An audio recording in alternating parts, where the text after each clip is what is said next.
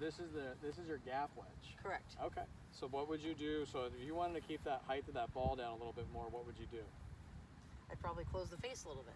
Close the face. Okay. But I don't. Okay. Or probably put the ball in the back of my stance. Back of your stance. Okay. That's a little better. Okay. So that's not too bad. I like that a lot.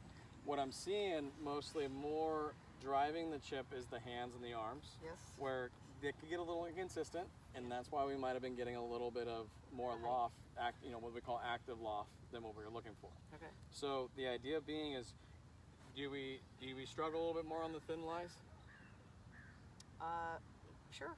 Okay. Yes. Well, let's do this. Let me see a couple over on this side then. Okay. So now Well, this. here I'd probably, if it wasn't torn up like this, I'd probably putt it. And that's our primary example. So now if you're putting through almost 10 yards of fairway or rough, Yeah. it's going to be very inconsistent. So the idea being is we want to be able to get this much more, up and over the problem area, and have a little more consistency rather than just guessing how hard to hit it with a putter, right? So now I'm just guessing that we're struggling a little bit off hitting off thin lies, right? That's why I putt it. A little bit, and so and a lot of that has to do with your impact position with your chipping. You see what I'm saying? So let's do a couple real quick, and I'll kind of just show that and explain that to you real fast.